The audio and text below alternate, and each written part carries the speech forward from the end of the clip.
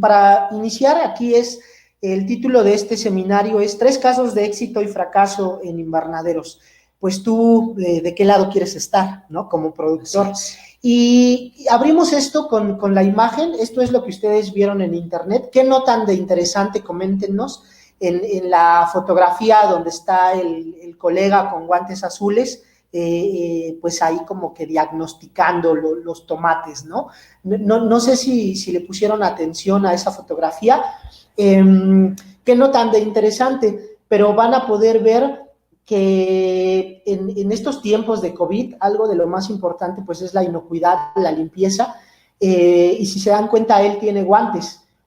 Obviamente la producción, nos comenta Jorge Obando, se ve una buena producción de tomate cherry, pero si se fíjense bien, la persona, a pesar de que tiene puesto un overol, hablan ahí alguien de Cero Sanidad, tiene sandalias. ¿Creen que eso es correcto? Tiene guantes, pero a la vez sandalias, las dos cosas, ¿no? Entonces, es interesante porque mucho del éxito actualmente ya de la producción incluso va basado en la trazabilidad y manejo post cosecha. Esta imagen la pusimos al propósito para ello. Y bueno, con eso abrimos este seminario. Aquí trae chanclas, nos dice Diana, efectivamente.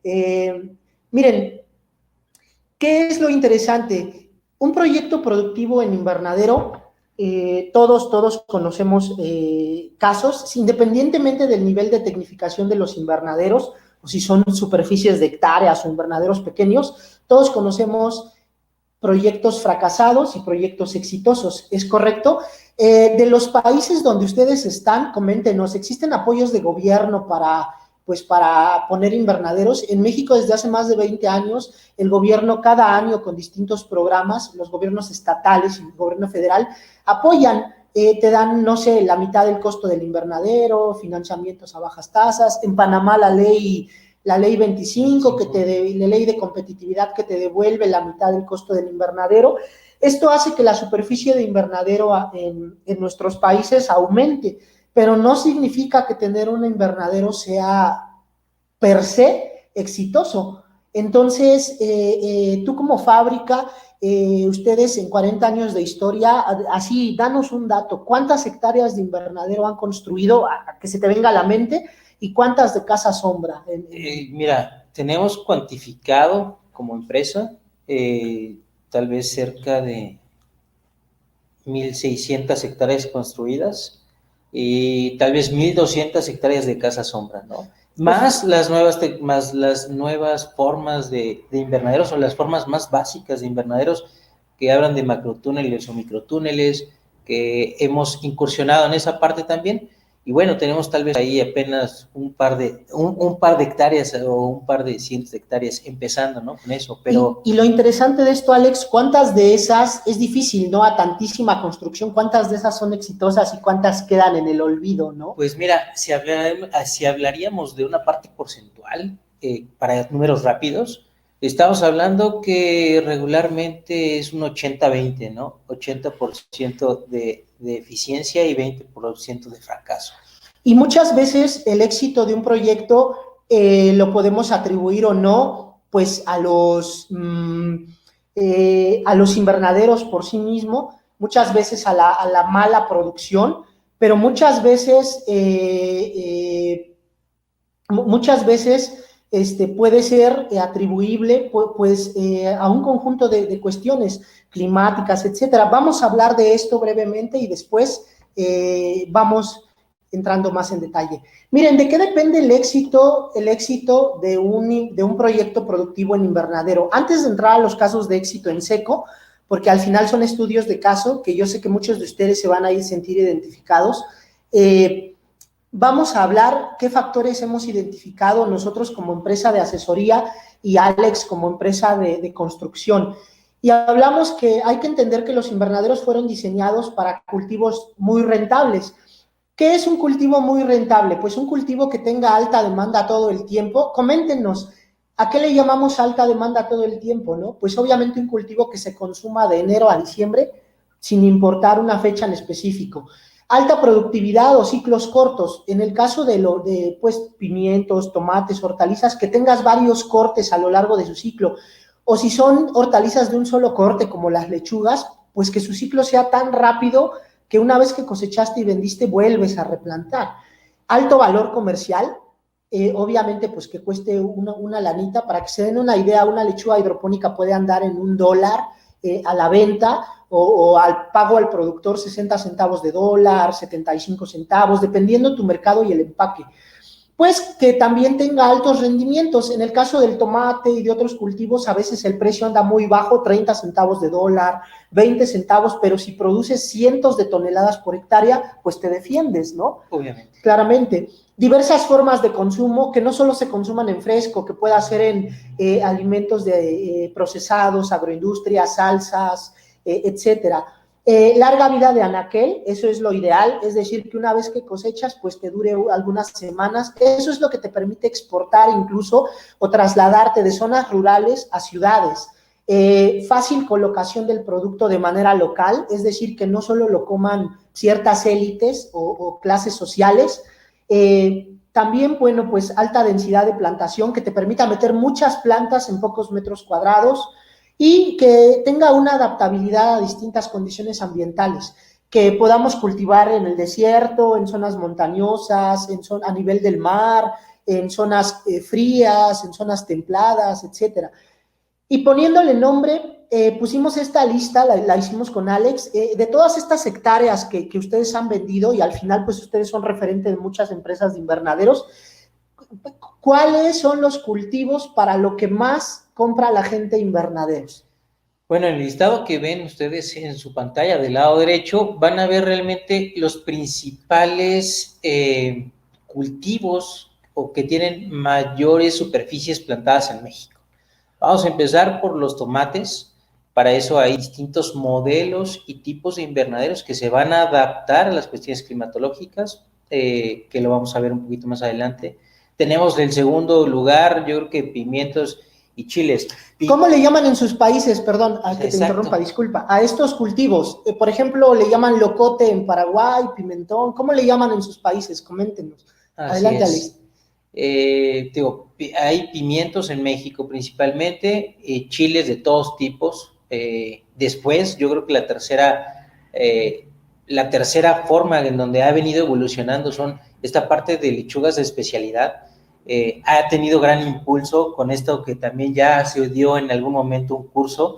Tú que tienes un restaurante o administras también uno dentro de tus múltiples actividades, Alex es una persona muy hiperactiva que no se queda quieto y ocupa su energía haciendo más negocios. ¿Qué lechugas son las que consumen, por ejemplo? Yo, por ejemplo, actualmente, como bien lo decía Daniel, hago el paréntesis, es en efecto, ¿no? Contamos actualmente con un restaurante, y ¿qué es lo que hago? A uno de los colaboradores de estas empresas que han estado apareciendo aquí, a uno de ellos específicamente estoy adquiriendo con ellos esta lechuga de especialidad. ¿Y qué es lo que ha ocurrido? Realmente hay una mayor demanda. ¿Por qué? Por esa parte de manejo de inocuidad, las ensaladas, o sea, tanto el manejo, ya visto en la presentación del platillo, solamente una ensalada cambia las características, y la gente, sabiendo que es de invernadero, pues tienes esa oportunidad de tener un plus económicamente hablando, ¿no? De ahí pues vienen los pepinos, el pepino europeo, pepinillos, melones, sandías, berenjenas. Un caso bien importante, berries. En los últimos años, Daniel, como lo hemos visto aquí en México, al menos la evolución, es de que estaban a campo abierto o tenían techitos, como lo dicen en Panamá, pequeños cobertizos como en Colombia.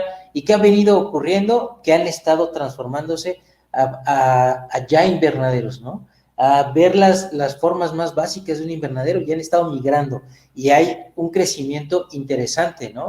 Consumo nacional y de exportación. Te voy a comentar, Guadalajara rápidamente, en Guadalajara, Jalisco, México, es uno de los puntos más importantes actualmente en donde se está llevando berries en un vuelo privado de México hacia otra parte del mundo, ¿no? Arabia Saudita y otros lugares más. Entonces, eso está siendo realmente algo económicamente rentable. Y por último tenemos, y no menos importantes, la parte de las ornamentales, tenemos flores, orquídeas, hemos construido invernaderos específicamente para orquídeas con un nivel de tecnificación que ni se lo total. imaginan, ¿no? Porque tenemos una nave de 1.5 hectáreas dividida en 3 fases climatológicas, algunos hasta con pantallas de sombreo externas y, bueno, un nivel de tecnificación realmente muy asombroso. ¿Y eso se paga? Y eso es económicamente rentable, Daniel, porque lo que está ocurriendo es que el mercado, tanto nacional y de exportación, lo están demandando. Perfecto. Es económicamente rentable. Muy bien, ya ahora vemos que entonces el mercado, para un proyecto exitoso es importante tener un mercado, y el mercado es muy diverso. Bueno, se está abriendo el mercado, nos estaban escribiendo, creo que de Colombia, el seminario pasado, que te quería contactar para marihuana, para cannabis. Para cannabis. De hecho, cannabis, medicinal. Colombia ya tiene todos los lineamientos completos para realmente estar con todos los lineamientos que tienen ellos. La parte importante es que tienen todos los reglamentos. En México aún estamos en parte del proceso pero afortunadamente ya también está a punto de salir todos los lineamientos y reglamentos para el manejo de cannabis de forma medicinal, ¿no? Ese es otro mercado y se va abriendo. Así Ahora, ya vimos que un punto importante es el mercado. Otra, las características de tu terreno. No basta tener el recurso para cotizar un invernadero, para construirlo por medio de apoyos de gobierno, etcétera, o dinero propio, privado. Una de los problemas a los que nos topamos es la ubicación del terreno. Debe de ser de fácil acceso. Entendamos que en un invernadero vas a entrar y salir todos los días, desde llevar fertilizantes, la carga de las cosechas, insumos, equipamientos, los trabajadores, etcétera. Debe de haber una vía principal. Debe de estar cercano a un poblado donde haya mano de obra que entre a trabajar al invernadero. Para que se den una idea, en México, en un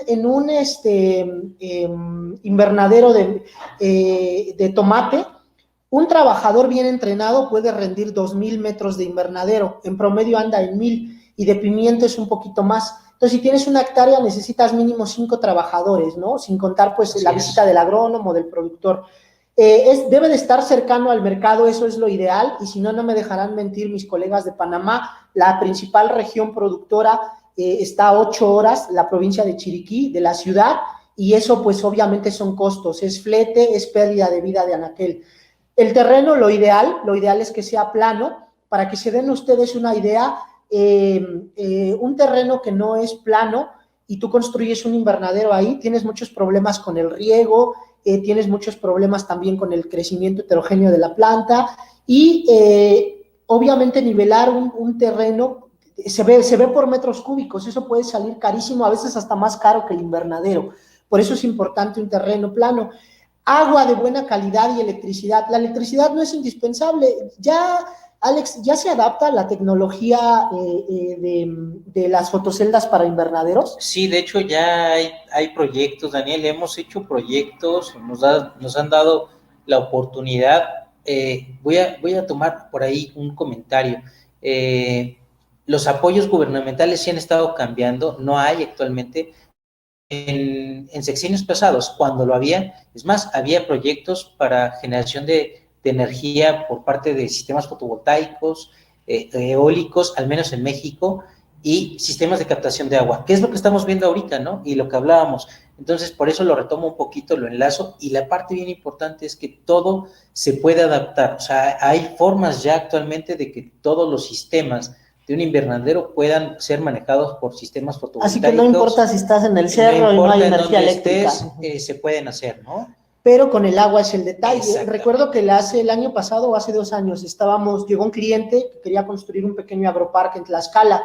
Tenía la oportunidad de comprar un terreno a muy buen precio, al lado un lago comunitario, y estaba a punto de comprar las primeras 10 hectáreas. ¿Cuál es el pequeño problema? No era ni siquiera la parte climática, que era una alta presencia de heladas, de bajas temperaturas. Cuando pedimos el análisis de agua, era un agua exageradamente salitrosa. Y nada más por el factor agua, el proyecto no fue viable, pero si él hubiera construido, híjole, créanme que hubiera sido la peor inversión de su vida. Así es. De hecho, él la primera visita que yo hice al terreno, lo primero que le pedí fue en un análisis del agua, donde él se tardó 15 días en proporcionarse, bueno, nos lo proporcionó, lo vio Daniel y obviamente al ver las características con las que se contaban, pues obviamente lo que se decidió fue que él iba a migrar, teniendo todo lo que ustedes, el listado que ustedes están viendo del lado izquierdo, lo que hicimos fue cambiarlo y migrarlo a una zona del Bajío, ¿no? Así es, pero obviamente pues ya los precios cambian y todo, o sea, hay que tener mucho cuidado. Y por último, la cercanía con la asesoría y los proveedores de insumos, porque eso también es importante. Imagínense, si estás lejísimos o a decenas de kilómetros o a 1 hora de los insumos y necesitas un fungicida para allá, pues te sale más caro el viaje o pierdes 48 horas en esa parte, ¿no? Entonces, en ir por un insumo. Y bueno, otro factor importante, antes de entrar en los casos ya, son las condiciones climáticas. Los climas ideales para un invernadero son los climas templados. Los climas templados se distinguen por tener poca presencia de heladas o a veces ni siquiera hay presencia de heladas. No hay temperaturas mayores a 32 grados y ni menores a 12 y se evitan humedades relativas arriba del 80%. Eso es como lo ideal para un invernadero. Es difícil de conseguir, pero no imposible. Evitar fuertes vientos superiores a 70 kilómetros por hora y lugares con muchos meses de alta nubosidad. En las fotos tenemos 2 proyectos que vendimos, uno en Panamá y otro en Chinahuapan. La diferencia es que en uno vean la alta nubosidad y en otro vean lo soleado. Estos invernaderos es exactamente el mismo modelo con mismas dimensiones, lo único que cambia son los plásticos. Entonces, ahí el dato interesante. Y bueno, otras cosas a considerar para el éxito de un proyecto es la elección correcta del modelo de invernadero con sus características adecuadas, o sea, los seminarios que hemos hablado semanas atrás, correctos calibres del canalón, alturas, tipo de mallas, etcétera. La elección correcta del equipamiento, no siempre un invernadero más tecnificado es más productivo, o sea, hay que analizar esa información. El sistema de riego es muy importante, no siempre los sistemas computarizados o consolas de riego muy exactas son las mejores, porque a veces incluso si tú tienes una superficie muy pequeña, te crea un problema tener un sistema de riego sobrado, por la presión de las bombas, etcétera. La elección correcta del sistema de producción, hay que saber cuándo producir en suelo y cuándo en sustrato o en hidroponía. Hay veces que el productor ve fotos muy bonitas de Holanda, de España, de México y se emociona. ¿Y qué es lo que hacen? Pues obviamente se van por la hidroponía cuando no se dan cuenta que a lo mejor produciendo en suelo les puede ir muy bien. Y una asistencia técnica profesional y la elección correcta de insumos. No tenemos nada contra los vendedores de insumos, nosotros no lo somos, pero siempre que asesoramos un productor nos topamos con que le venden cosas de más. Le venden 3 fungicidas y uno es el que funciona. Le venden 4 o 5 fertilizantes foliares y solo ocupa uno, etcétera. Entonces, eso es como muy delicado porque aumenta tus costos y hay que saber cuándo utilizarlos. El tema de esta ponencia no trata de eso, pero queremos tocarlo para que sepan que al menos es importante. Y ahora sí, vamos a entrar en materia y en lo bueno. Ya les dimos un breve pantallazo de lo que depende un proyecto exitoso, los factores mínimos a considerar. Y la pregunta que siempre nos hacen todos los productores de los países donde hemos andado asesorando, los que hemos visitado, etcétera, es, Inge, doctor, arquitecto, ¿a partir de qué superficie un proyecto de invernadero es exitoso?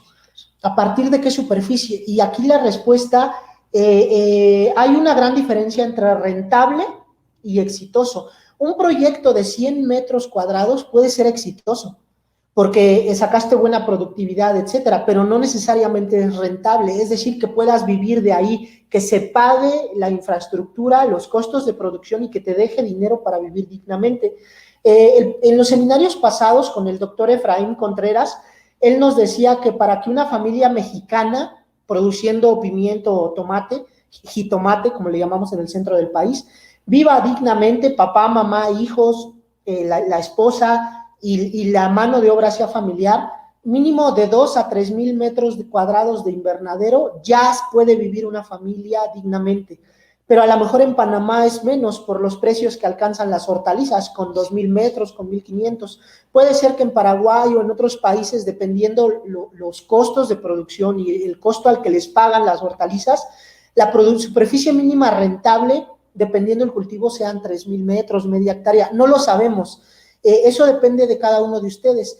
Pero les vamos a poner un ejemplo de cómo sí se puede crecer en un invernadero, empezando desde abajo.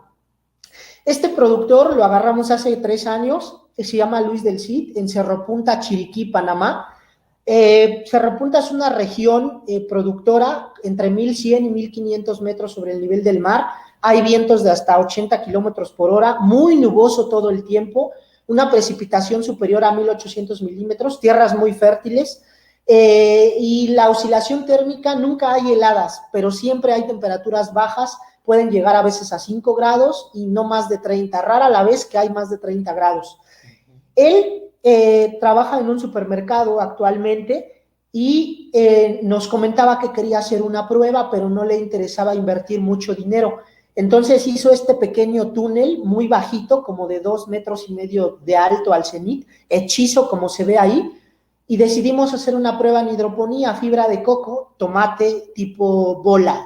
En Paraguay, bola es creo que una grosería, le dicen tipo lisa, y en México es tomate redondo, tipo bola. Así que, bueno, esas eran las características. De hecho, aquí ando yo, el de gorra, raro que hoy no la traigo. Aquí está mi colega Elmar de Agrosistemas, Tonatiu, otro de nuestros colegas. Y este proyecto fue de 90 metros, usó fibra de coco, un túnel con tutores de bambú, como se ve aquí. Este proyecto, ¿por qué pongo que está detrás de una casa? ¿Se acuerdan de los vientos que les dije? Aquí hay vientos de 80 kilómetros por hora. Este invernadero no resiste 80 kilómetros, pero como tiene una barrera natural, que es la casa, donde vienen los vientos principales, eso le sirve de barrera rompevientos. Hubo una buena asesoría, no es por echarnos flores, pero ahí anduvimos. ¿Se acuerdan que les dije que había plásticos translúcidos, que era un lugar muy nuboso? Los plásticos que él colocó aquí se ve, son translúcidos o 15% sombra, que le llamas 9%, tú. Ajá, un porcentaje muy bajo. Es muy bajo, realmente. Ajá. ¿Para qué? Para que entre la mayor cantidad de luz. Y insumos a la mano porque es una región agrícola. Y bueno, él vendió a supermercado. Curiosamente, él al trabajar en un supermercado, pues él colocó su producto ahí se ve la producción. Buena calidad, muy poca inversión, realmente invirtió unos cuantos cientos de dólares, invirtió poco dinero, poco tiempo, porque al ser 90 metros se considera de traspatio y él hizo mano de obra, la de él en las tardes, metió un programador de riego que regaba solito, consiguió un tanque como de 4,000 litros y con eso le alcanzaba para toda la semana y puso un sistema de tutorado independiente, que es los bambús, es donde colgó las plantas. ¿Qué es lo interesante de esto? Fíjense bien, me gusta mucho el caso de Luis, porque Luis vino a México, ¿te acuerdas? Vino el año antepasado. Hace 2 años. Hace 2 años vino. Así es. Y vean, el invernadero de hasta atrás, si se ven en la foto izquierda, es el de él, el tunelcito. Aquí construyó otro más, ya un poquito más alto, de 270 metros cuadrados, igual en fibra de coco, si se dan cuenta es material reutilizado. Actualmente creció a 400 y en los próximos meses el COVID nos pegó a todos, nos retrasó proyectos, etcétera. Creció a 1,000, va a crecer a 1,000 metros, pero ya con un invernadero de fábrica. ¿Qué les queremos decir aquí? Estas fotos nos las proporcionó él. ¿Por qué tiene éxito este proyecto si no tiene equipamiento? Si es un invernadero artesanal, básico, hecho pues casi por él mismo, y al final de cuentas no hay tecnología ni nada. Vean, vamos a analizar su caso, señores. Primero, él está en un clima de transición libre de heladas. No, es un clima que no es extremoso y que no hay heladas, por eso no tuvo que poner calefacción. Para la alta nubosidad usó plásticos transparentes para que pueda penetrar mayor cantidad de luz. La densidad de plantación no es muy alta, es como de 2,5 plantas por metro cuadrado. Tiene insumos cerca porque es una región agrícola. El mercado es seguro y fácil de comercializar al ser muy poco producto. Usó una barrera rompevientos que era su casa, así con eso mitigó. Y usó un sistema de tutorado interno independiente del invernadero, es decir, el cultivo no está cargando peso del invernadero, la estructura no corre riesgo de colapsar. Es un bajo costo de inversión y bajo costo de producción. No es su fuente principal de ingresos, por eso es que lo que él sacara de dinero de aquí, no es que de eso iba a vivir. Y el riego fue con un programador automático, por lo tanto él no tenía que estar en las mañanas. La asistencia técnica se la dimos en línea desde México todo el tiempo, solo lo visitamos una vez, que andábamos por allá, y tuvo un buen precio de su tomate. Eso lo animó a crecer a 400 metros y ahorita va a 270 metros, luego a 400 y ahora va para 1000 metros. Pusimos este caso, que es un caso muy artesanal, muy pequeño, pero que va a crecer porque él tiene terreno, es una tierra que heredó de su papá y en vez de vender y lotificar, ya vio que la puede hacer sumamente rentable con la tecnología de invernaderos. Por eso es que ahora va escalando. Entonces, para nosotros es un buen ejemplo porque muchos de los que nos sintonizan no es que sean productores que tienen muchas hectáreas. Entonces, se puede empezar desde pequeño si tienes la asesoría adecuada. Él antes de montar el invernadero nos contactó y fue por eso que lo fuimos auxiliando en cada uno de los pasos. Este es el primer caso que les queremos mostrar y vamos a entrar al segundo caso. Este caso es de México y es bien interesante. Aquí pusimos un caso ya pues de otro calibre, ¿no? Ya es distinto, esto ya es rentable, rentable. Esto ya es negocio, ya no es un invernadero de traspatio, ¿no? Lo que vamos a ver. Así es, y bueno, aquí es como nos comenta Héctor Cepeda, mucha gente se quiere ir a lo grande luego. Pues aquí, Héctor, vas a ver cómo también esa parte es posible y se puede. Este colega que está aquí, este señor, fue bien interesante porque este invernadero lo vendió la empresa de Alex, pero este señor nunca se había aparecido por ahí en 7 años, desde la venta hasta que fuimos a esta ocasión. Fuimos a visitarlo y realmente una sorpresa, ¿no? Y ahorita lo van a ver. Adelante, Dani. Muy bien, muchas gracias. ¿Qué es lo interesante de esto? Esto es en Chinahuapan, Puebla. Quienes son de México, Las Esferas, Pueblo Mágico, la Sierra Norte de Puebla. Quienes son de otro país, es un lugar que se encuentra en valles centrales en México. Es un lugar templado, semiseco. Sí hay presencia de heladas, vientos superiores a 60 kilómetros en esta parte de Chinahuapan. Altísima nubosidad, porque ya es una zona, entrando a zona montañosa. Está cerca de un poblado, está lejos de la central de abastos o del mercado y es un suelo arenoso poco fértil. Yo no digo que todo el de Chinahuapan, pero sí el de este proyecto. Entonces, vamos a entrar a lo sabroso aquí, les va a encantar. Este productor comenzó con un trabajador y comprándole a los señores aquí 1,500 metros cuadrados con apoyo de Sedagro, ¿no? Así es, eso fue un apoyo gubernamental, como lo que yo decía, anteriormente existían en México, ¿no? De hecho, ahora también los hay, o sea, no tanto como antes, pero nosotros estamos asesorando un par de productores que el año pasado bajaron apoyo del gobierno de México, gobierno estatal, y les dieron la mitad del invernadero. No sabían qué hacer, lo tuvieron meses sin producir y ahorita estamos produciendo tomate. Este año también se van a abrir apoyos, el año que entra quién sabe, ¿no? Pero a lo que voy es de que todos los años es diferente, hay años que se despilfarran apoyos y hay años que son muy cerrados y solo para los cuates, ¿no? O ya no nos metemos en política. ¿Quién sabe? Así es apolítico esto. Pero bueno, de que hay apoyos a veces hay, pero bueno. Miren, qué interesante. Este productor empezó con 1,500 metros cuadrados en 2012, pero lo que nos cuenta quien vendió el invernadero, que fue uno de los agentes de ventas que tú liderabas, Nemesio, él decía, él lo asesoró, le dijo, mira, por tu tipo de clima, estas condiciones, te conviene este invernadero. Y pues obviamente, oye, pero mira el precio, que nos ofrecen otro más barato, más bajito, que los plásticos, y no hay modo que le ahorremos por aquí, por allá. El productor se animó y le dijo, oye, pero pues recomiéndame un buen asesor, ¿no? Porque pues yo qué hago con estos fierros aquí.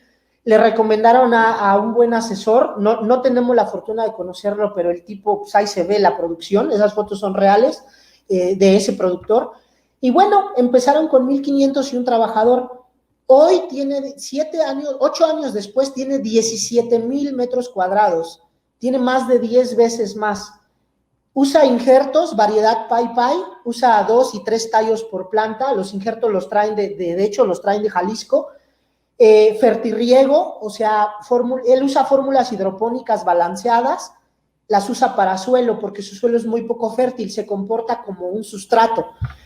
Vende de manera local, pero también exporta. Resulta que los agroparques son grandes unidades de producción de cientos de hectáreas o decenas que exportan a Estados Unidos.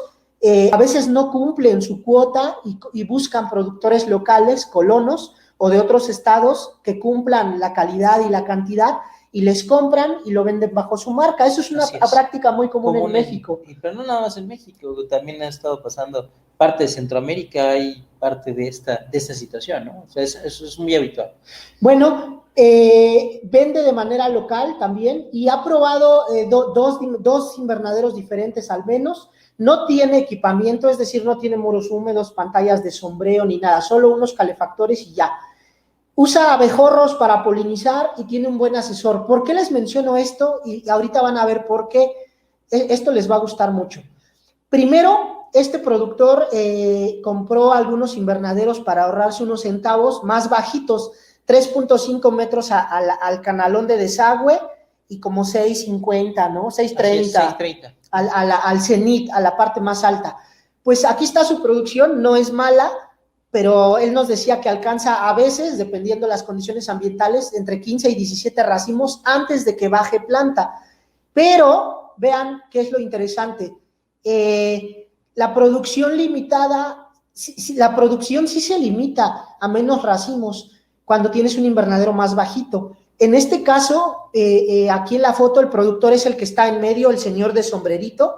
Ahí el que está en la foto es el ingeniero Joel Hernández, director de la Sociedad Mexicana de Especialistas en Agricultura Protegida, y fuimos y aquí ya era otro invernadero más grande, a 4 metros. Él nos decía que por medio metro más de altura al canalón y casi 1 metro más ya altura total, él podía llegar a 20 racimos antes de bajar planta, y su meta del año pasado, estas fotos son de junio del año pasado, era llegar a 30 racimos con los injertos.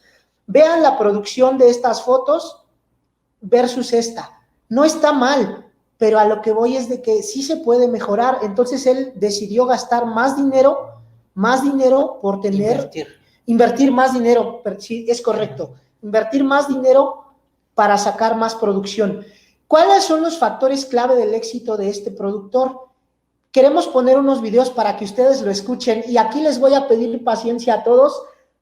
Vamos, ¿a quién queremos engañar? O sea, como productores podemos hablar como queramos, ¿no? Y a veces entre el calor, pues se nos van unas palabritas, espero que nadie se sienta. Este es el folclore mexicano y bueno, pues quiero que ustedes mismos escuchen este productor para que vean lo que él dice de su producción, de su experiencia y todo. Vamos a poner, por favor, equipo técnico, el video 1, seguido del video 2 y después analizamos.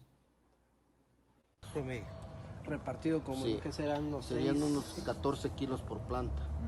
Yo aquí tengo una densidad de 14,000 plantas. ¿En cuántos metros cuadrados? Son 4,300, 4,250, casi es parecido al de allá. 14 por 14,000. Son 196 toneladas, es lo que le decía, casi es un promedio de 50 toneladas por cada 1,000. O sea, yo le pongo 700 gramos, pero dan mucho más de 700 gramos. Sí, más o menos andan entre 120, 160 gramos por tomate. Y los de allá incluso hasta 180. Sí, y esos son de 220. Estos sí. Entonces haga de cuenta, por ejemplo tiene más de 1 kilo. Este sí tendrá los 2, 4, 6, 7. Este tiene como 800 gramos. O sea, todo, pero yo digo 700 gramos para no irme muy... Pero sí más o menos sacamos 50 toneladas. Eso yéndonos nada más a los 20 racimos. Pero si nos ayuda... por hectárea, ¿no? Ajá. Una vez, pues creo que le dije, un ingeniero de Zacatecas me habló y porque un amigo de Puebla, que es ingeniero,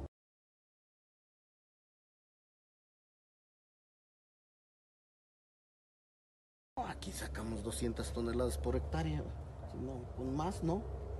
Y ya me habló y dice, ¿cuánto? Porque así bien mal hablado, dice, oye, dice este pendejo que tú sacas 500, 400 toneladas por hectárea. Le digo, así, a lo mejor hasta 500 a veces. Nah, son mamadas, dice, ¿cómo vas a sacar 500? Dice, Con estos invernaderos le feos. digo, que dice, no, voy a ir a darme una vuelta a ver ingeniero, cómo ayúdanos. está. A ver No, pues, cómo el problema es que hay trabaja. mucha gente que le intenta meter mucha tecnología y a veces no se necesita. Nada más hay que saber mucho el manejo también. Sí, hay que saber el manejo, y bueno, llevar mucho el manejo Sí. de esto.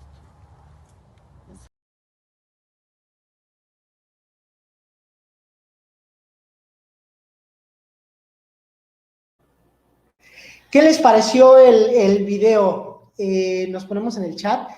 Que miren, pues es interesante, ¿no? Porque al final de cuentas, como bien lo menciona el productor, bueno, en el caso de él es muy difícil creer, para que nos demos un gran contexto, producir 50 toneladas por cada 1000 metros es lo mismo que 500 toneladas por hectárea. 500 toneladas por hectárea es lo que producen los agroparques. Ajá, a veces con tecnificación y todo, y es muy difícil pasar de ahí, pues él en suelo, sin hidroponía, sin tecnificación, simplemente por tener el invernadero adecuado para el clima, para las necesidades del cultivo, la nutrición adecuada, el manejo, él está logrando esos rendimientos, y por eso dice, es que no me lo creen, o sea, dicen, esas son cosas difíciles de creer, ¿no? Es real, nosotros estuvimos ahí, pero vean qué detectamos. Primero es un invernadero de fábrica, lo vendieron los señores, con una ventila cenital de casi 1 metro, la abertura, o sea, desahoga el calor mucho más rápido. La altura del canalón, el canalón es la estructura que se ve arriba, esa barra, que es, pues es obviamente que recolecta el agua, une un domo con otro, y es un canalón que mide 4 metros de altura. Ahí se ve cómo estamos ahí en la foto y cuánto falta todavía. Imagínense hasta dónde llega el cultivo. Tiene diagonales perimetrales. Las diagonales son esas que la pared no termina en recto, sino termina en diagonal. ¿Y para qué nos sirve esa diagonal, Alex? Bueno, esa diagonal nos va a permitir primero romper los vientos. En este caso hablábamos acerca que él tiene arriba de 60 kilómetros, 70 kilómetros por hora en la zona. Eso le va a ayudar a la parte de la ventilación, hacer un intercambio más rápido. Y bueno, nos va a hacer la parte de la transmisión de las cargas, como lo ven ahí en el punto, arriba de una capacidad de carga de 45 kilogramos por metro cuadrado, ¿no? O sea. Entonces, que eso es parte del conjunto. Eso es.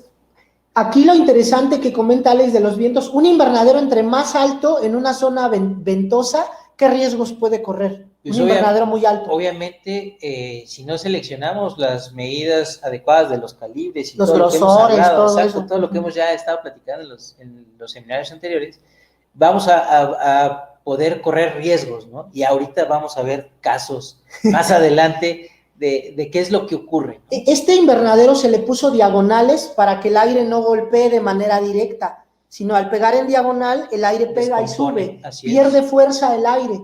Y también las diagonales llevan cimentación, por lo tanto, son piezas de refuerzo del invernadero contra los vientos y que también sirve para que las cargas, se refiere Alex, el peso del cultivo, no se distribuya solo en los postes centrales, sino también recaiga en las diagonales, y el invernadero para pronto está mejor cimentado y puede aguantar fuertes vientos y también puede aguantar pesos grotescos del cultivo como estos, con este tipo de rendimiento. La otra ventaja fue una malla antiáfidos, 25 por 40 hilos por pulgada cuadrada, plásticos translúcidos. Al ser una zona muy nubosa, no sé si vieron en el video que Nemesio, el otro colega, le decía, no, dice, con los plásticos, si aquí ponemos plásticos sombreados, se cae el rendimiento, porque es bien importante el peso.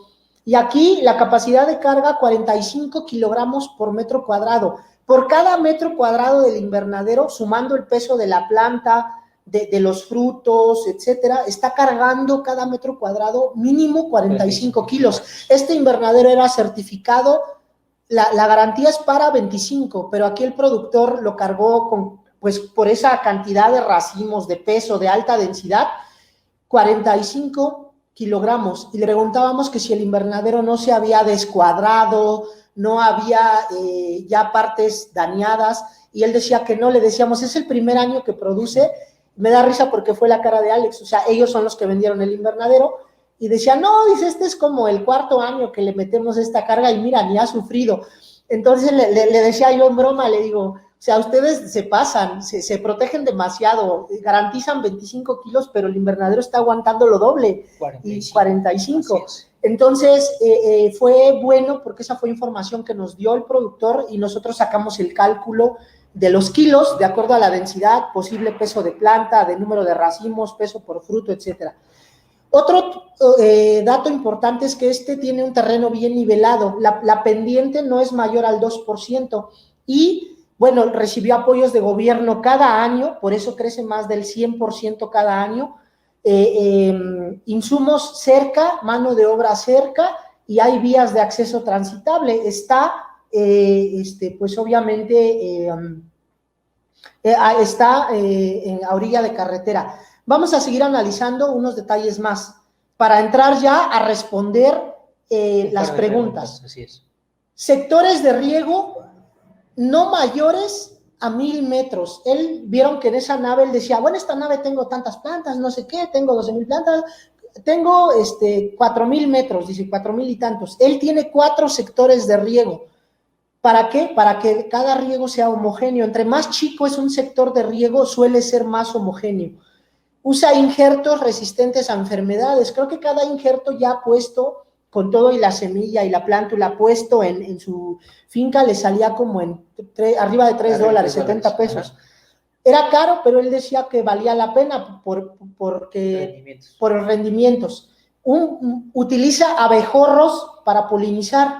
Ojo, todo mundo, en Panamá se han querido usar abejorros al nivel del mar, a temperaturas de 40 grados. Para empezar es muy difícil los trámites de importación, pero librando eso, los abejorros también necesitan una temperatura y humedad para salir de la colmena y polinizar las flores. En este caso, obviamente, el asesor le dijo, mira, estas son las temperaturas dentro del invernadero, etcétera. Sí podemos meter abejorros, pero hay veces donde no se puede meter. Pero los abejorros cuestan, pero son kilos. Se mete una colmena de abejorros por cada 2,000 metros de invernadero y la vida de la colmena te dura 12 semanas. Hay un buen asesor técnico que los visita todo el tiempo, les asesora y obviamente les diseña correctamente la nutrición. Hay un buen manejo del personal, este es factor clave. Él conserva el trabajador que empezó con él, hoy es el capataz de todo el proyecto. No sé si te acuerdas, Alex, que nosotros ya nos queríamos ir porque pensábamos que le estábamos quitando el tiempo y él nos invitó a un taco y un refresco. Y lo que él dijo fue justamente, ¿no? Que él afortunadamente no podía estar ahí. ¿Por qué? Porque él ya tiene una persona de su plena confianza que sabe cuál es el manejo de cada uno de los procesos del invernadero y cómo maneja al resto. Él ha tenido muy poca rotación en estos últimos años, estamos hablando de 8 años, sí. Y él decía, ¿no? Que no tiene rotación y que esa es la parte interesante. Por ahí alguien comentaba que realmente la parte de la mano de obra es muy importante, y sí, es definitivo, ¿no? Porque en ocasiones entre más rotación tengas, tienes que volver a enseñarle a la gente, y esto te va quitando tiempo de realmente de manejo de cultivo, ¿no? Y buen punto. Y otra cosa es que este productor, bueno, se merece, aparte de su alta productividad, es digno de admirarse porque él nos decía que él no tenía nada que hacer, se aburre en su casa y se iba al invernadero a ver cómo va todo, pero no mete mano. Su capataz, que es su primer trabajador, hace todo, supervisa. Tiene gente para el riego, para cosecha, para control de plagas, está el asesor. Incluso, ¿te acuerdas que había un tórton? Un tórton es un camión, una mula, le llaman, estaba cargando lleno porque estaba para la venta. Tiene la parte de la administración. Entonces, él realmente decía, no, yo aquí me puedo ir de vacaciones y esto no se cae. Sigue vigente. No necesita que yo esté ahí. Entonces, eso es a lo que todo productor aspira, que su negocio camine sin él. Claro. ¿Por qué? Por el manejo del personal y la confianza. Y bueno, continuando, tiene un buen cabezal de riego. No es una máquina de riego sofisticada, pero sí es un equipo que son inyectores electroválvulas, filtros, bomba de cierta potencial y unos sensores que le permiten manejar soluciones, como se ve arriba, soluciones concentradas que van inyectadas por medio de tipo Venturis, pero más precisos, van inyectadas a cada sector de riego, y con programador de riego él pone a qué hora regar, cuándo regar y cuántos minutos regar. En promedio hace un riego cada media hora, nos decía. No permite que el suelo se seque, pero son microriegos, microdosis. Manda a hacer injertos y tiene solamente calefacción. La duración del ciclo es un ciclo por año. En total, él produce su ciclo como de 10 meses. Son 2 meses y medio a cosecha y se la pasa 8 meses sin parar, cosechando. Y como tiene varios invernaderos, pues obviamente uno sale de producción, el otro entra en producción y los va rotando, y todo el año tiene producto. Esto es lo interesante, pero ¿qué es lo que no se ve a simple vista? Después de esta diapositiva, entramos a responderle sus preguntas. ¿Qué es lo que no se ve? Primero, todo el tiempo experimenta. Si se dan cuenta, en la foto de hasta arriba, tienen en una solo invernadero mallas de 2 colores. Esas 2 mallas las suministraron ustedes. Él nos comentaba que quería probar las mallas para ver si el color tenía una reacción en la planta, y notó que las mallas oscuras hacen que la planta sombree y se alargue toda la planta, las plantas de la periferia. Sin embargo, las mallas blancas, o que realmente son plateadas, ¿no? Así, bueno, son un hilo negro y un hilo blanco, da la tonalidad plateada. ¿Y las negras de qué características son? Igual, bueno, en este caso son 2 hilos negros, uno en un sentido longitudinal y el otro en transversal, hablando de ciertas pulgadas, de cierta cantidad de hilos por pulgada cuadrada, pero son 2 tipos distintos, ¿no? En la del lado izquierdo va a haber menor luminosidad versus la malla del lado derecho, en donde tienes mayor luminosidad, que es el experimento que él hizo. Que ¿no? él hizo, y así efectivamente se quedó con ¿cuál? Él decidió quedarse con las mallas que tienen un hilo transparente y uno negro. ¿Por qué? Porque de ahí la planta ya no tendía solamente a elongarse, sino realmente a ser productiva, ¿no? Así es. Entonces, pero vean, él experimentó, otro experimento que él hizo, vean la planta esa que se ve toda pelona, ese es un injerto. Es una sola planta que la dejó a 6 tallos. La recomendación del agrónomo fueron 2 tallos por planta, pero él nos mostró plantas que dejaba a 2, a 3, a 4, 6 tallos. Y él quería ver si eran igual de productivas. Entonces, vean qué interesante. Y también él deja 24 racimos por tallo, pero ahora estaba probando a 30. Incluso probó invernaderos de diferentes medidas y también técnicas. En la foto de hasta abajo es hidroponía en Tezontle. Es una roca volcánica que existe mucho en México, porque acuérdense que estamos rodeados del eje neovolcánico transversal, la Sierra Madre Oriental y Occidental, y hay muchos volcanes activos. El tezontle es un mineral muy común que lo usamos para hidroponía. Él probó en hidroponía y probó en suelo, se quedó en suelo, pero destinó una nave para pruebas. Eso es lo interesante, que es un productor muy abierto a hacer pruebas, y por eso es que todo el tiempo va mejorando. Él decía que cree que con 30 racimos podía llegar a las 600 toneladas.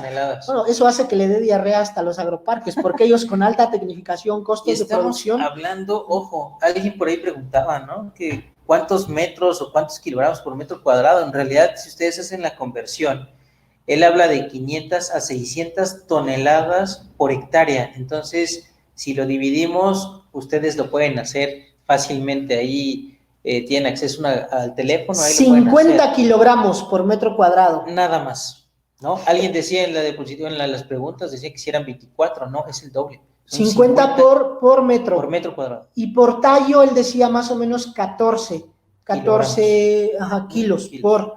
Entonces, vamos a continuar. Miren, ¿qué tan rentable es esto? Vamos hablando de números aquí. En el caso anterior, en el caso de Luis, era un invernadero pequeño, él no le interesaba el dinero, le interesaba saber que el proyecto funciona. Recuperó su inversión, se animó a 270 metros, luego a 400, ahora que va por 1000 metros, entonces sí, va a dejar algo de billete, de plata, dicen nuestros colegas panameños. Pero en este productor sí es muy rentable. El costo de producción oscila entre 4 y 6 pesos, 20 a 30 centavos de dólar. La venta, en ese día, ese día que fuimos, él decía que andaba baja, andaba en 8 pesos el kilo, a 11 le pagaban, pero realmente puede andar en 15, estos días andaba en 15. El rendimiento son 500 toneladas por hectárea. Vámonos a una hectárea nada más. La ganancia puede ser de 2 hasta 9 pesos por kilo, es decir, de 10 centavos de dólar por kilo hasta 45 centavos de dólar. Él realmente gana de 1 a 4.5 millones de pesos anuales. Esos son 50 a 225 mil dólares anuales. Ahí les dejo el dato. Por una hectárea, él tiene 1.7 hectáreas. Entonces, díganme ustedes, eso no es negocio. En 8 años crecer más del 100%. Vamos a responder preguntas. Hasta aquí vamos a hacer un primer set de preguntas, porque se está poniendo bueno esto. Ya vienen preguntas interesantes. A ver, déjenme al chat y vamos a ver desde dónde empiezan las. A lo mejor no va a dar tiempo a responder todas, disculpen ustedes, pero vamos a tratar de responder las que más podamos. Vamos a ver. Algunas al azar. Algunas al azar. Primero, no es verdad que el gobierno federal apoya, eso fue antes, es muy relativo, no nos vamos a meter en temas políticos. En la experiencia que les digo, yo estoy ahorita asesorando, bueno, nosotros estamos asesorando 2 productores de aquí de la región de Texcoco que tienen el apoyo. Lo recibieron el año pasado, entonces sí es esta, pero no sé a qué nivel. Explique, por favor, qué es invernadero y qué es una casa sombra. Ok, perfecto, vamos a entrar en materia. La diferencia entre un invernadero y una casa sombra, ¿cuál es? Un invernadero es aquella estructura que va a tener cubiertas plásticas, tanto en las cubiertas como en perímetros y faldones. La casa sombra es solamente una estructura aún más liviana, con postes, pero que no lleva tantas estructuras metálicas, más bien lleva cables, lleva ensambles de cables y está cubierta en su totalidad con una malla. Ya puede ser una malla antiágidos, mallas de sombreos, distintos tipos de mallas, tanto en perímetros como en toldos. Esa es la diferencia entre una casa sombra y un invernadero. Las dimensiones, las casas sombras se utilizan regularmente en módulos de 9x6. Hay algunas otras constructoras que lo hacen de distintas formas, pero bueno, más o menos todos nos ajustamos a lo mismo, y los invernaderos pueden ir desde los 6 metros, 6, 7, 40 distintas, hasta los 12 metros y 14 metros de ancho. Pero obviamente cada una de estas selecciones van a tener puntos buenos, puntos malos, ¿no? Pero esa es la principal diferencia entre uno y otro. Uno es completamente cerrado y te va a aislar de la lluvia y el granizo, y la otra no te va a aislar ni de la lluvia ni del granizo, solamente te puede hacer una protección de plagas y enfermedades, básicamente. Muchas gracias, Alex. Nos comenta el señor Buccelli, cerca del mercado, ¿de qué estamos hablando? Bueno, habría que ver ahí, cuando digo cerca del mercado, entre más cerca lo tengas, a unos kilómetros, pues obviamente sería fabuloso. En Panamá, por ejemplo, hay gente que se traslada 500 kilómetros sus hortalizas. Entonces necesitas una superficie mínima rentable para que puedas pagar ese flete, o juntarse varios productores y mandar cada determinado tiempo al mercado. Y son costos fijos ya, que pues obviamente le quitan rentabilidad a tu proyecto. Lo ideal, yo creo que cualquier proyecto menos de 100 kilómetros lejos del mercado, pues ya puede ser rentable, ¿no? Así es. ¿Existen tecnologías como sensores y telemetría para modernizar invernaderos? Sí.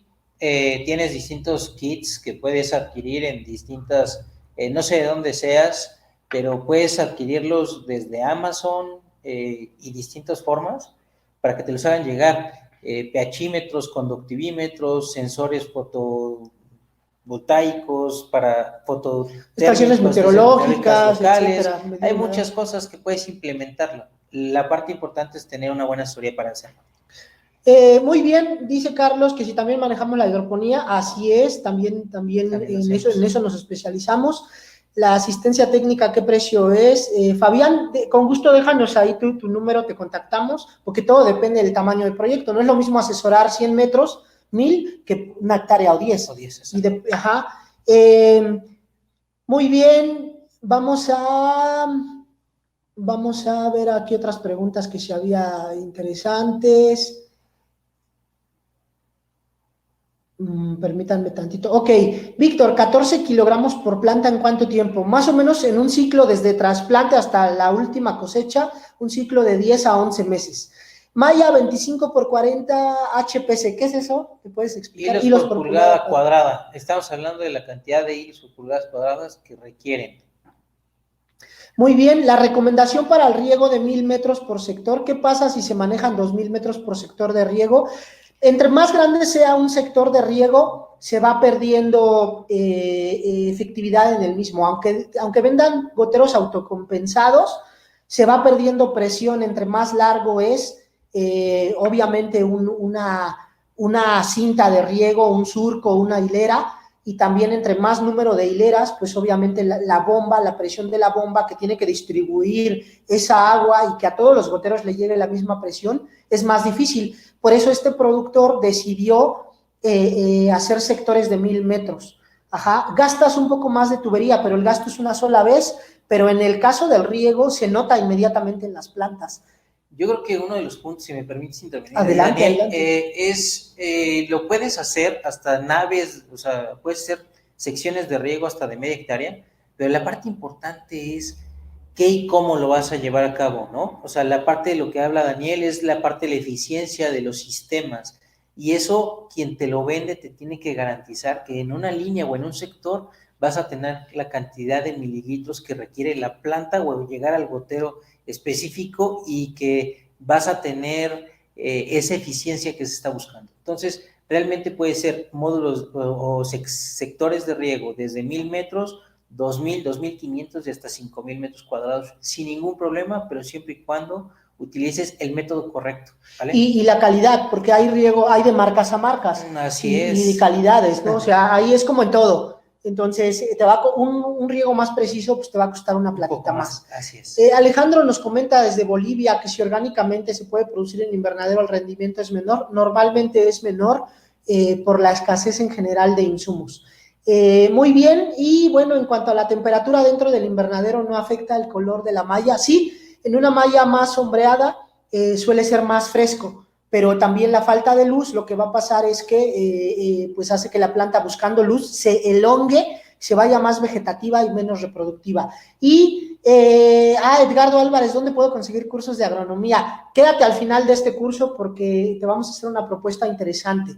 La inversión por hectárea, Alex, ¿cuánto le costó a este productor? Bueno, él no crecía de a una hectárea, crecía de a secciones, pero si tú vendieras una hectárea de este invernadero a 4 metros, 85 de cenital, ¿cuánto puede costar una hectárea? Mira, ahorita debe estar costando cerca de los $250,000 aproximadamente la hectárea, ¿no? De estas características, 4 metros de altura al canalón, sistema de tutoreo, ya hablar de que está instalado completamente. Ojo, esto estoy hablando en México. Para otros países a lo mejor va a haber una variación porque la dirección técnica, mano de obra, algunos factores fletes impactan directamente en el costo. Entonces, promedio puesto, digámoslo aquí en planta, debe estar sobre $200,000 la hectárea. No se espanten con esos números, ya ustedes vieron, si tú tienes una productividad así, claro se paga con una mano en la cintura. Rentable, ¿no? Ajá, es muy rentable. El punto es tener la inversión inicial, pero este productor no la tenía toda, por eso fue creciendo. Javier Pití, es difícil responder tu pregunta sobre qué cantidad de agua por semana se debe tener para tomate, pues hay que hablar de qué densidad, qué tipo de tomate, ¿no? ¿Qué sistema de riego vas a tener? Si es... Va a ser en suelo, hidroponía, si lo vas a hacer, qué densidad de plantas, porque eso nos va a dar la pauta para saber cuántos goteros en la línea de tubín necesitamos, con qué gastos. Entonces, eso es un poquito más difícil.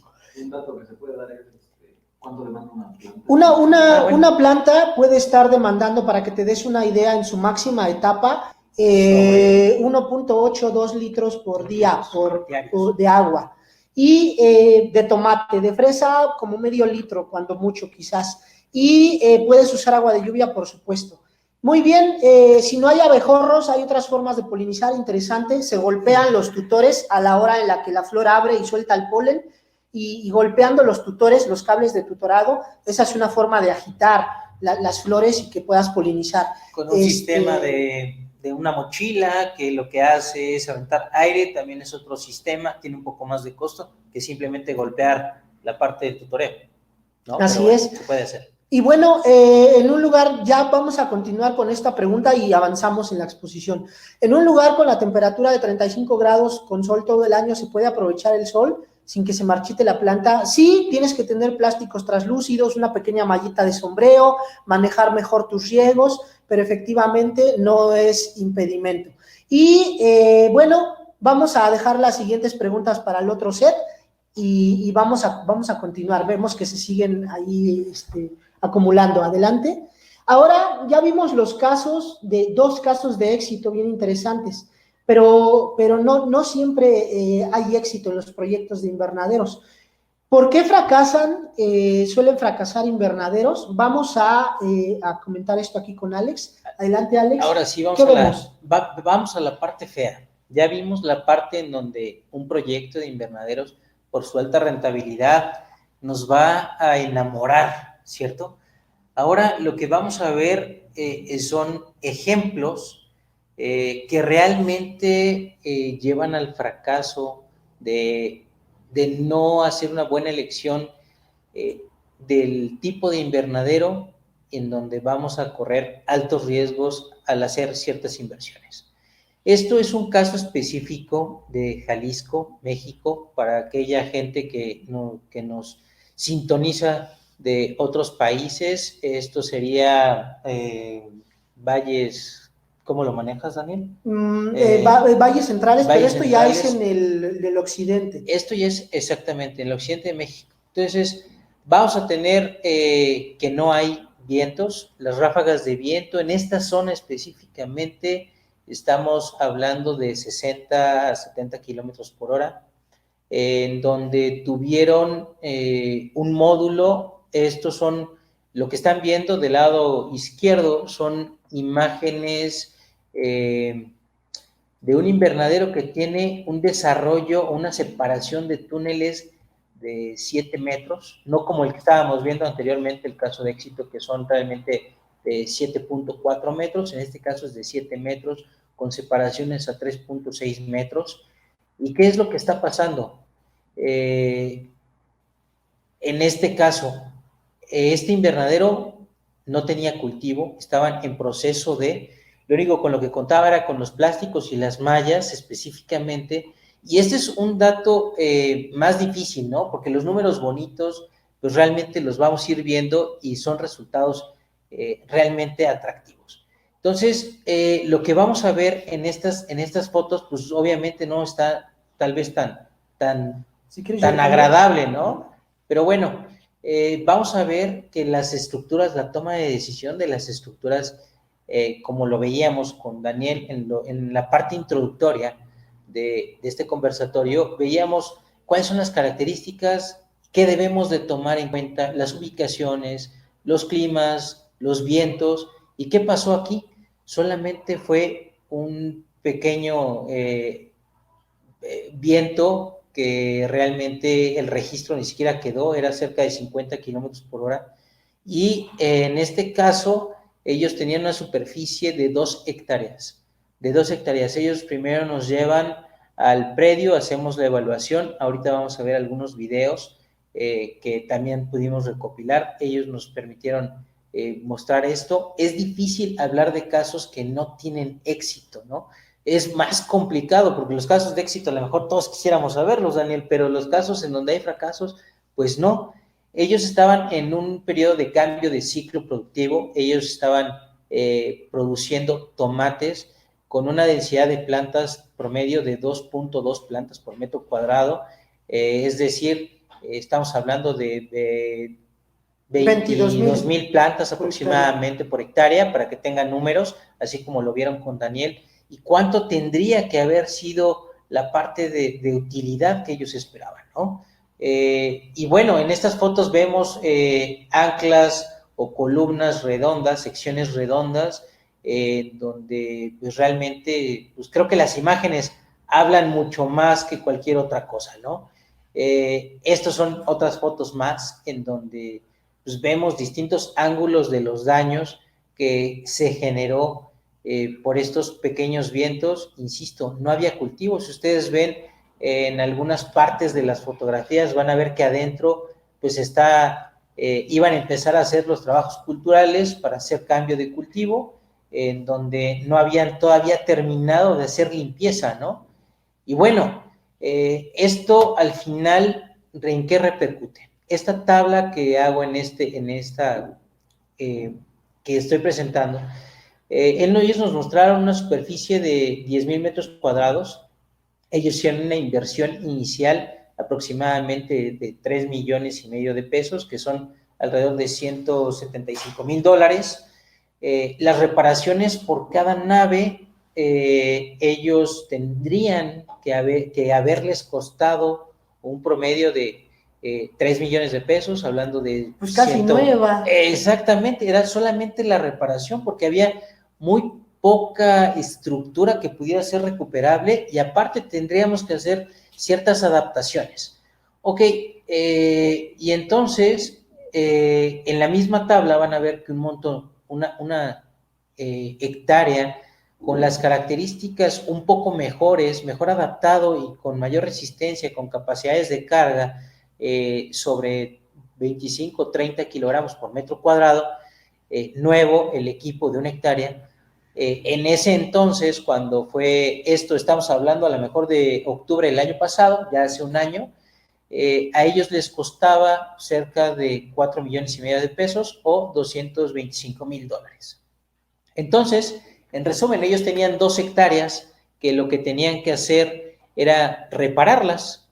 Eso ya considerando la mano de obra, la dirección técnica, los acarreos. Y aquí se encarece porque hay que desmontar lo que ya está, recoger, quitar anclas, todo, y volver. Exactamente, ¿no? Y recuperar toda la parte que sea recuperable, porque era la idea en este caso de la dueña, que es una mujer bien interesante, porque ella lo hizo como iniciativa privada. ¿Y qué pasa? Pues obviamente su inversión para la reparación era sobre 9,5 millones de pesos, es decir, $475,000. En realidad, estos números que presento, ella me decía, ¿sabes qué? Es que me voy a tardar un año en recuperar en recuperar la infraestructura con la que yo contaba. Y pierdes un ciclo productivo, y obviamente dejas de... no fue uno, Daniel, ella ya tenía considerado y tenía un contrato para exportación, en donde realmente la parte bien importante es que no solamente pierdes el ciclo, sino pierdes el contacto de un mercado constante que te va a llevar a ir creciendo. Pero ¿cuáles fueron los puntos, Alex? ¿Por qué se cayó la hectárea? O sea, técnicamente, ¿por qué se cayó? Todo empezó, como se lo dije en el seminario pasado, cuando se hace la visita. En algunas de las fotografías, ya no las presenté en esta ocasión porque iban a ser como repetitivas, hay puntos específicos en donde se encontró que parte de la tornillería estaba floja, no cumplía con los requerimientos. ¿Y qué pasó? Pues obviamente... ¿Qué es no cumplir con los requerimientos? Okay. O sea, ¿qué es un requerimiento? ¿Qué es un requerimiento? Ahí, fuerte. En este caso no contaba con un grado de... Ojo, la tornillería, nada más para explicarlo, y me voy a remontar al seminario pasado, la tornillería puede ser de distintos grados o distintos grados de galvanizaciones más. Grado, estamos hablando de grado automotriz, en donde tiene cierta resistencia a las cortantes. Para hacerlo un poco menos técnico y hablarlo un poquito más coloquial, es como cuando tenemos un palillo o tenemos un lápiz y ejercemos cierta fuerza en donde lo podemos romper. ¿Qué va a hacer? Ese es el punto de la cortante que tienen la resistencia de la tornillería. ¿Qué va a ocurrir? Que en este caso no contaban con una tornillería de este tipo. Entonces los vientos que empujaban... Para empezar, la tornillería estaba floja, y después, pues, obviamente, empujó el viento. ¿Y qué ocurrió? Que llegó un punto o un momento en donde esta estructura no soporta y obviamente se colapsa o se empuja solamente en un sentido. Si ustedes vieron en las fotos, todo está como acostado, ¿no? O sea, realmente fue acostado el invernadero. Pareciera ser que un elefante gigante pasó encima de él y lo hizo trizas, ¿no? Entonces, ella decía, Alex, estoy perdiendo la posibilidad de un contrato a gran escala. Yo ya tenía el compromiso de crecer 1 hectárea más. Ella iba por su 6º año, ella empezó con 1 hectárea, a 3 años posteriores incrementó 1 hectárea más, por eso las 2 hectáreas, y ella este año tendría que haber tenido ya 3 hectáreas. Es decir, que aparte de las pérdidas económicas que tuvo y se vieron reflejadas en ciclos productivos no cosechados, tenía que reparar y tiene que reparar parte de esto. Entonces, su inversión actualmente, hace en el mismo periodo, hace un año, ella para cumplir las 3 hectáreas, estábamos hablando de 15 millones de pesos, eran cerca de $750,000 solamente de estructura. Ojo y lo recalco, ¿no? Claro, costos de producción son aparte, mano de obra. ¿Podemos ver algún video de esto? Sí, ¿Que nos quieras mostrar? sí, claro que sí. A ver si le pedimos a parte del staff, si nos pueden... ¿Sería el uno? Exactamente, tenemos un par de videos en donde se los vamos a transmitir. ¿Cuánto rato tienes allá? Todo el día, todo el día. Ya está, salva. Hey.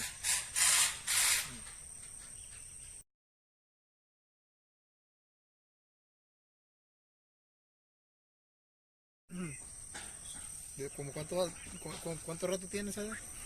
Todo el día, todo el día. Ya está, salva. Hey.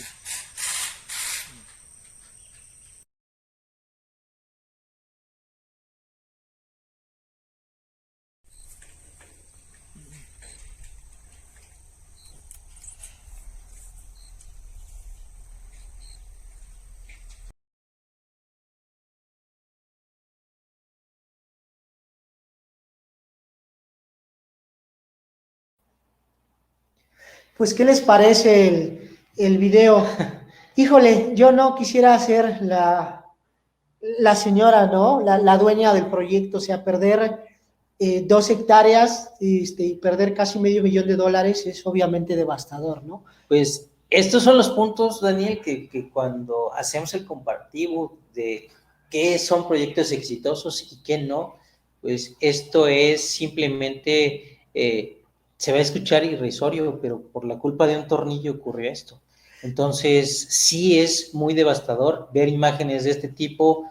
De las fotos que les presenté anteriormente, van a poder ver los comentarios que tuvimos de los dueñas pues ayúdame, ¿qué hago, no? Y pues realmente solamente era esas estructuras, pues como regularmente decimos en México, el fierro viejo por kilo, venderlo por kilo, porque no había... Lo barato sale caro, ¿no? Así es, ¿no? O sea, en no hacer un análisis correcto de todo los materiales correctos, preliminar. ¿No? Mira, es desde en dónde lo vamos a situar y los materiales que vamos a utilizar. Esto es el resultado de eso, ¿no? Desafortunadamente a mí me tocó hoy presentar la parte mala de la historia, pero es la verdad, esto ocurre, ¿no? Tal vez ahí con diagonales perimetrales, etcétera, ¿no? Había a lo mejor una oportunidad de mejora en esa parte estructural. Para aquellos que ya cuentan con una, va a haber formas, o sea, siempre hay forma de hacer... ¿Cómo reforzar lo que ya tienes? Cómo reforzar lo que tienes, cómo adaptar, cómo hacer un análisis previo de lo que tienes y qué es lo que estás buscando y a dónde quieres ir, cuáles son tus riesgos naturales, tus riesgos de cultivo y algunos otros, ¿no? Entonces, pero este es solamente un ejemplo. Pasemos a otro. Voy a pasar a otro más. Este es un invernadero, es una historia un poco triste también. Es un invernadero tipo dientes de sierra, en donde ya en este caso, en los seminarios pasados habíamos hablado, y aquí les estoy mostrando simplemente, pues pareciera ser nada, ¿no? Pero esto es óxido. Esto es óxido que hace corrosión directamente en toda la parte de la estructura metálica. Yo me enfoqué un poquito tal vez a dos casos de estructuras metálicas, porque en ocasiones pensamos que seleccionando una estructura metálica versus algo como lo de bambú que mostraste, Daniel, puede ser más eficiente, claro. Pero debemos de analizar en dónde está. Entonces, este caso específicamente está en la parte de Yucatán, Esto está en Yucatán, en Mérida, y en Quintana Roo, en la parte sureste. El Caribe mexicano. El Caribe mexicano, donde todo el mundo Cancún, quiere yo creo venir. que todo el mundo. Así es, donde todo el mundo quiere ir. Películas, telenovelas, todo De Cancúncito. todo, exactamente. Entonces, ¿qué hace esto realmente? ¿Cuál es el efecto, no? Ellos tienen naves, por las características climatológicas, ellos construyeron naves, 4 naves de 3.500 metros cuadrados, arriba de 1 hectárea. Ellos, obviamente, esa inversión la hicieron por ahí cerca del 2012, igual que la persona de Tehuacán, Puebla, más o menos en las mismas fechas, y en ese momento esta nave tenía un costo aproximado de 650,600 pesos aproximados, hablando en dólares, cerca de 32,000 dólares en aquel momento. Cada nave, obviamente, ¿no? Se hace una evaluación a principios de enero de este año, en donde una reparación por el óxido que presenta, no solamente en los canalones o canaletas, hablamos también de algunas partes estructurales, algunas columnas en donde ya presenta una parte de corrosión. ¿Qué ocurrió en este caso específico? Este cliente lo que no hizo fue dar mantenimientos preventivos, no hizo limpiezas en los canalones. ¿Y qué ocurrió? Esto que ven aquí, ¿no? En la fotografía del lado izquierdo y en las dos anteriores. Él perdió este problema, él lo detecta en el 2018, al momento de que empiezan a volarse plásticos, porque él nunca se había subido a darle un mantenimiento a esta estructura. Entonces, en el 2018, él lo detecta, por ahí creo que si nos apoya el staff con un par de videos, son 3 o 4 videos en donde él nos va a describir qué es lo que está viendo, ¿no? Se los dejo y regreso, si les parece.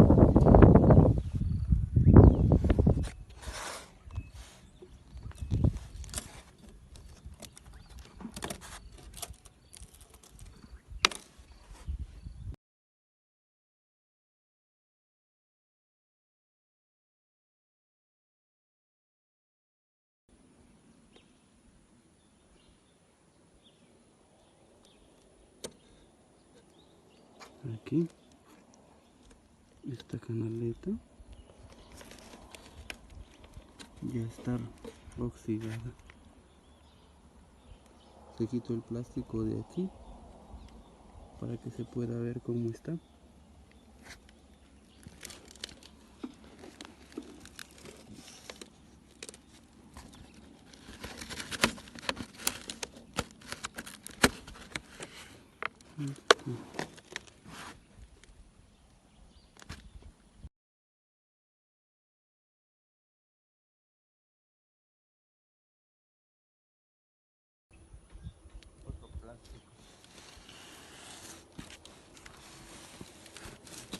Esta es la mitad del cuadro.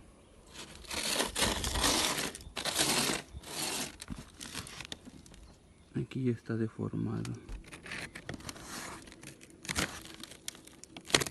En esta parte de aquí ya no se puede pisar en esta parte porque se rompe.